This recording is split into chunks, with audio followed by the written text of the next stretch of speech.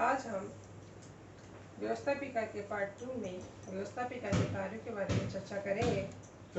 हमने पार्ट 1 में व्यवस्थापिका के एक परिचय प्रदान किया था कि व्यवस्थापिकाएं क्या है। सभी लोकतंत्रात्मक देशों में व्यवस्थापिकाएं एक महत्वपूर्ण रोल अदा करती है। वो एक जनमत का दर्पण कहलाती है। जनता अपनी संप्रभुता वाली शक्ति को 5 साल के लिए व्यवस्थापिका को प्रत्यायोजित कर देती है और जिस दल का व्यवस्थापिका में बहुमत स्थापित होता है उस दल की वो सरकार बन जाती है। ऐसा हमने पिछले वीडियो में बताया था। इस वीडियो में हम व्यवस्थापिका क्या काम करती है उसके बारे में चर्चा करेंगे। जैसा कि आप बोर्ड पे देख पा रहे हैं कि व्यवस्थापिका का सबसे महत्वपूर्ण काम है विधि निर्माण, यानी कि लॉ मेकिंग, कानूनों का निर्माण करना।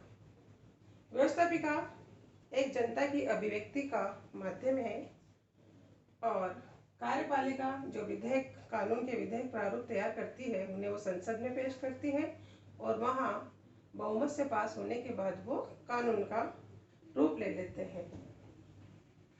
व्यवस्थापिकाएं पुराने कानूनों में भी फेरबदल करती हैं और नए कानून भी बनाती है। व्यवस्थापिका कार्यपालिका और प्रशासन पर नियंत्रण कायम करती है।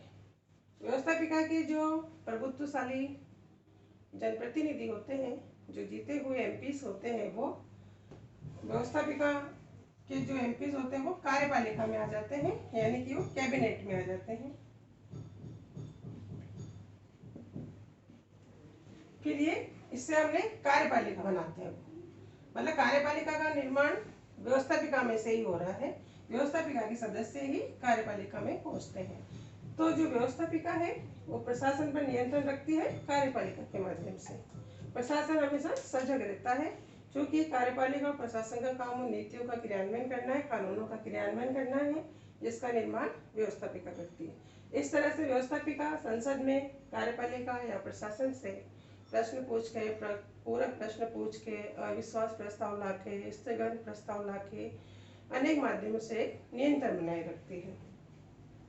इसका अगला है संविधान में संशोधन संबंधी कार्य। व्यवस्थापिका एक निर्धारित, जो संविधान में हमारे एक कार्य पद्धति निर्धारित है, उस कार्य पद्धति को फॉलो करते हुए संविधान में संशोधन कर सकती है। जब वो कोई भी प्रस्ताव होता है संशोधन का, संसद में रखा जाता है, वहाँ संसद के दोनों सदन, लोकसभा और राज्यसभा में जब 2/3 बहुमत से पारित हो जाता है वो प्रस्ताव, तो फिर संविधान में संशोधन किया जा सकता है और पुराने कानूनों को खत्म करके हम नए कानून बना सकते हैं। अगला है राष्ट्रीय वित्त पर नियंत्रण। व्यवस्थापिका की स्वीकृति के बिना सरकार एक पैसा भी खर्च नहीं कर सकती है। नागरिकों पर लगाए जाने वाले नए कानून, नए टैक्सेस बिना व्यवस्थापिका की स्वीकृति के नहीं लग सकते हैं।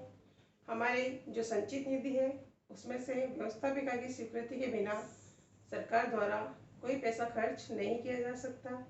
हमारा देश का जो वार्षिक बजट बनता है उसकी स्वीकृति भी व्यवस्थापिका देती है।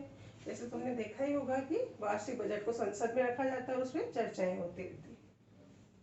इस तरह से हमारे राष्ट्रीय वित्त पर नियंत्रण बनाए रखती है और इसकी जो व्यवस्थापिका या संसद की समितियां होती है वो भी राष्ट्रीय वित्त पर नियंत्रण का कार्य करती है। जनमत का निर्माण और अभिव्यक्ति, जैसा मैंने बताया कि जो व्यवस्थापिकाएं होती हैं वो जनता द्वारा चुने हुए प्रतिनिधियों की एक सभा होती है। तो जनता की इच्छाओं की अभिव्यक्ति किसके माध्यम से? व्यवस्थापिका के माध्यम से होती है। संसद के अंतर्गत किसी भी विषय को लेके, राष्ट्रीय समस्या को लेके जब चर्चाएं चल रही होती है, उस पर बहस होती है, वाद विवाद होता है और वो सब समाचार पत्रों के माध्यम से जनता तक पहुंचता है, तो एक जनमत का निर्माण होता है। जनता के अंतर्गत एक राष्ट्रीय चेतना का निर्माण होता है।